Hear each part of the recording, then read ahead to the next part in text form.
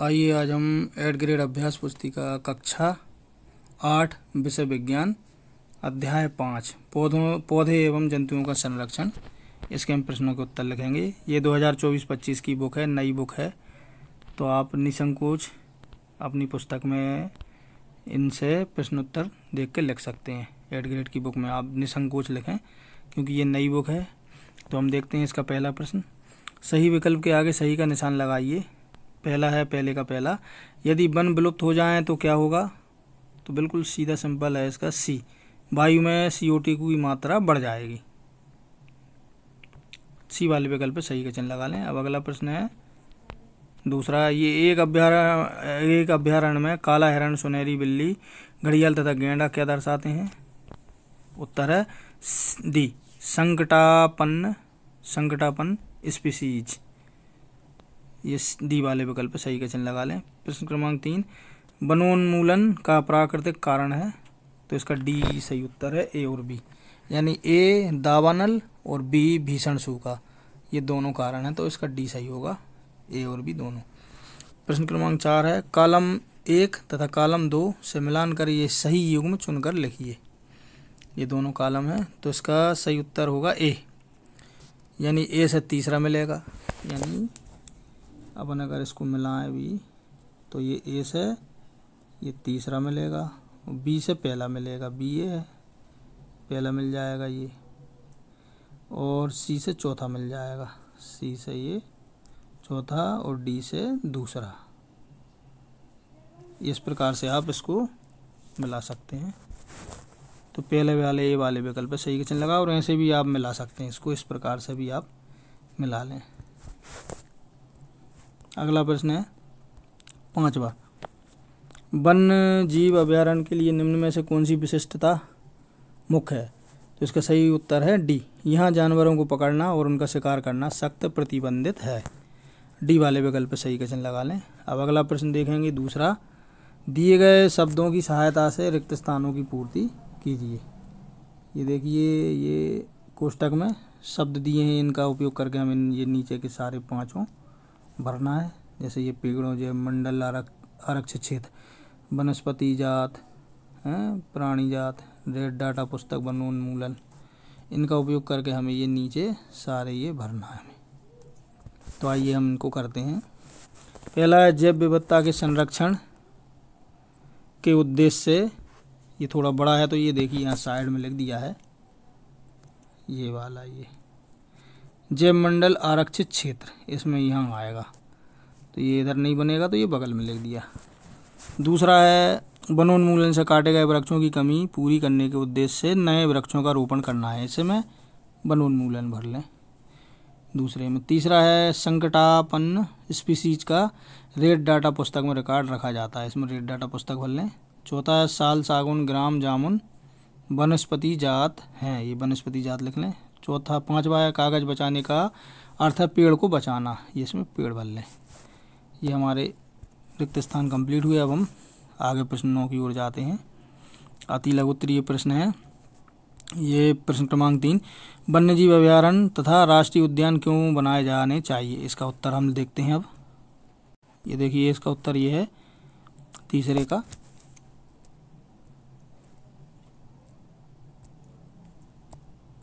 ये वाला। वन्य जीव अभ्यारण्य तथा राष्ट्रीय उद्यान वन्य प्राणियों का संरक्षण एवं परिरक्षण करने हेतु बनाए जाने चाहिए। अब अगला प्रश्न चौथा, यदि वन्य प्राणियों के संरक्षण हेतु वन्य जीव अभ्यारण्य, राष्ट्रीय उद्यान एवं जैवमंडल आरक्षित क्षेत्र न बनाए जाएं तो पारिस्थितिकी तंत्र पर क्या प्रभाव पड़ेगा? उत्तर है यदि अभ्यारण्य या राष्ट्रीय उद्यान न बनाए जाएं तो इसका पारिस्थितिकी तंत्र पर प्रतिकूल प्रभाव पड़ेगा। प्रश्न क्रमांक 5 है, बड़े जंतुओं की अपेक्षा छोटे प्राणियों के विलुप्त होने की संभावना कहीं अधिक है, क्यों?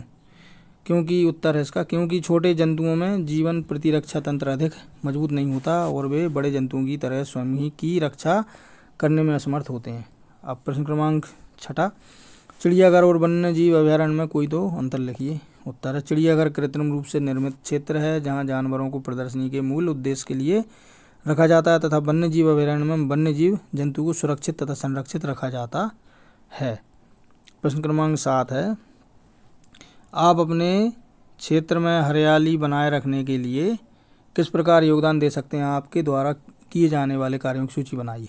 उत्तर है हरियाली बनाने हेतु वृक्षारोपण किया जा सकता है। पहले से लगे पेड़ों का संरक्षण कर उन्हें और अधिक पोषण देकर हरा भरा रखा जा सकता है।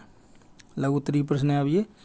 प्रश्न क्रमांक 8, क्या मानव जाति भी जीव जंतुओं के लिए खतरा बन जाती है? स्पष्ट कीजिए। उत्तर है यह सत्य है कि मानव जाति जीव जंतुओं के लिए खतरा बन सकती है, क्योंकि मानव स्वार्थी है तथा अपने स्वार्थ के लिए यह वनों को नष्ट कर रहा है तथा वन जीव जंतु का निवास स्थल है अतः मानव के जीव जंतु का जीवन नष्ट किया है अतः मानव ने जीव जंतु का जीवन नष्ट किया है।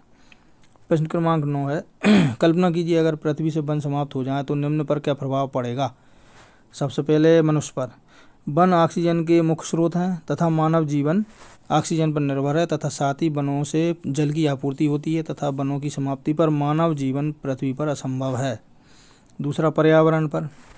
वन पर्यावरण के अभिन्न अंग हैं, या हम कह सकते हैं कि पर्यावरण की संरचना या कल्पना वनों के अभाव में अपूर्ण है। पर्यावरण का तंत्र वनों की अनुपस्थिति में प्रभावित होगा तथा साथ ही पारिस्थितिकी तंत्र भी प्रभावित हो जाएगा। अब प्रश्न क्रमांक 10 है, यदि ध्रुवीय भालू को सतपुड़ा राष्ट्रीय उद्यान में रहने के लिए लाया जाए तो क्या वो अपना अस्तित्व लंबे समय तक बनाए रख पाएगा? उत्तर को कारण सहित स्पष्ट कीजिए। उत्तर है ध्रुवीय भालू सतपुड़ा राष्ट्रीय उद्यान में अपना अस्तित्व नहीं बना पाएगा, क्योंकि सतपुड़ा की जलवायु तथा ध्रुवीय क्षेत्र की जलवायु में बहुत अधिक अंतर है। प्रश्न क्रमांक 11, पहेली अपने माता पिता के साथ राष्ट्रीय उद्यान भ्रमण के लिए गई। वहाँ उसने नदी किनारे कुछ पक्षी देखे। पहेली की माँ ने उसे बताया कि ये पक्षी संसार के अन्य भागों से उड़कर यहाँ आए हैं। बताइए। ये पक्षी जो अपने मूल निवास से उड़कर सुदूर क्षेत्रों तक लंबी यात्रा करते हैं क्या कहलाते हैं? उत्तर है वे पक्षी जो अपनी मूल आवास से उड़कर सुदूर क्षेत्रों तक लंबी यात्रा करते हैं उन्हें प्रवासी पक्षी कहते हैं।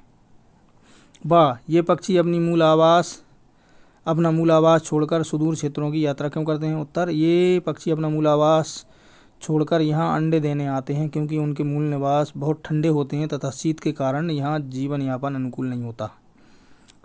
इन पक्षियों को उदाहरण दीजिए।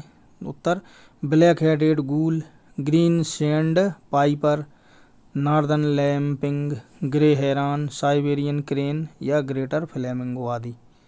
प्रश्न क्रमांक 12, बाघ उन स्पीसीज में से एक है जो धीरे धीरे हमारे वनों में से समाप्त हो रहा है, लेकिन वन्य जीवों के लिए आरक्षित क्षेत्रों में बाघों की संख्या में वृद्धि हो रही है। इसका कारण है?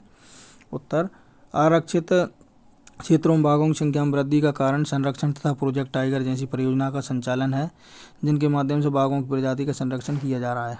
अब दीर्घोत्तरीय प्रश्न आ गए। प्रश्न क्रमांक 13 है, किसी पारी तंत्र में हरे पेड़ पौधे शाकाहारी तथा मांसाहारी जीव जंतु एवं सूक्ष्म जीव पाए जाते हैं। यदि इस पारी तंत्र में कुछ प्रतिकूल परिस्थितियां उत्पन्न हो जाएं तो क्या होगा? जैसे नंबर 1, यदि हरे पेड़ पौधे सूख जाएं तो क्या होगा? उत्तर, पारी तंत्र में यदि हरे पेड़ पौधे सूख जाएं तो शाकाहारी जंतुओं का जीवन खतरे में पड़ जाएगा। साथ ही पर्यावरण में ऑक्सीजन की मात्रा घट जाएगी और कार्बन डाइऑक्साइड की मात्रा में वृद्धि हो जाएगी। दूसरा है, यदि मांसाहारी जंतुओं की संख्या में वृद्धि हो जाए तो क्या होगा? उत्तर, यदि मांसाहारी जंतुओं की संख्या में वृद्धि हो जाए तो शाकाहारी जीवों का जीवन संकट में आ जाएगा तथा पारितंत्र का संतुलन भी बिगड़ जाएगा। तीसरा, यदि शाकाहारी जंतु समाप्त हो जाएं तो क्या होगा? उत्तर, शाकाहारी जंतु के पारितंत्र से समाप्त हो जाने से उत्पादकों पेड़ पौधों वनस्पतियों के जनन और वृद्धि पर रोक टोक समाप्त हो जाएगी तथा मांसाहारी जीव भूख से मर जाएंगे। चौथा, पारितंत्र में सूक्ष्म जीवों का क्या महत्व है? उत्तर, सूक्ष्म जीव मृत पौधों तथा जंतु अथवा उनके अपशिष्टों को अपघटित करके उन्हें सरल पदार्थों में बदल देते हैं। ये पदार्थ मिट्टी में जाते हैं, जिनका पौधेद अवशोषण करते हैं तथा पौधों का जंतु। अब प्रश्न क्रमांक 14 का पहला, वन्य अभयारण्य राष्ट्रीय उद्यान तथा जैव अवमंडल आरक्षित क्षेत्र की विशेषताएं लिखिए। उत्तर, यह ऐसे क्षेत्र होते हैं जहां जंतु व उनके आवास किसी भी प्रकार के विक्षोभ से सुरक्षित रहते हैं, यहाँ जंतु निर्बाध रूप से संसाधनों का उपयोग कर सकते हैं तथा प्राकृतिक संरक्षण में महत्वपूर्ण भूमिका निभाते हैं। दूसरा है, अपने जिले प्रदेश एवं देश में जो राष्ट्रीय उद्यान वन्य जीव अभ्यारण्य जैव मंडल आरक्षित क्षेत्र है निम्न तालिका में लिखिए। उत्तर, अब ये देखिए तालिका ये है आपके ज़िले में पूरा, ये देखिए संरक्षित क्षेत्र है आपके ज़िले में प्रदेश में राष्ट्रीय उद्यान वन्य जीव अभ्यारण्य जैव मंडल आरक्षित क्षेत्र। तो ये अपन देखेंगे संरक्षित क्षेत्र, ये है आपका जिला पर प्रदेश में, देश में है ना। तो ये देखिए प्रदेश में सतपुड़ा राष्ट्रीय उद्यान कौन सा है, सतपुड़ा। ये वन्य जीव जंतु अभ्यारण्य है बोरी वन्य अभ्यारण्य। ये जैव मंडल आरक्षित क्षेत्र है, पचमढ़ी जैव मंडल। फिर है देश में आरक्षित क्षेत्र।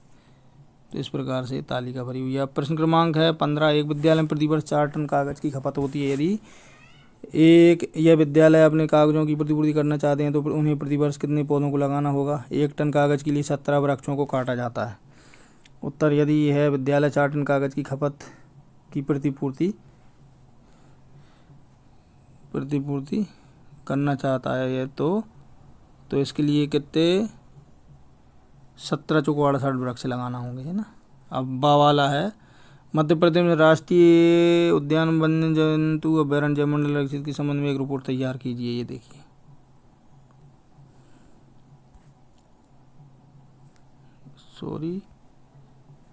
ये थोड़ा सा ये इसका यहाँ से प्रतिपूर्ति, अब इसका इधर से उत्तर यहाँ पर आएगा।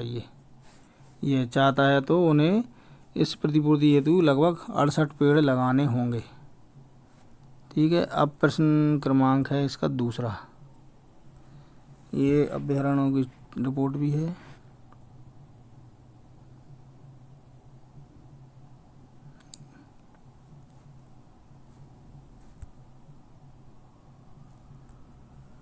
अब अगला प्रश्न है ये दूसरा है, विद्यालय यदि 50% कागज को पुनर्चक्रण कर उपयोग में लाया जाता है तो इस स्थिति में कितने पौधों को प्रतिवर्ष लगाना होगा।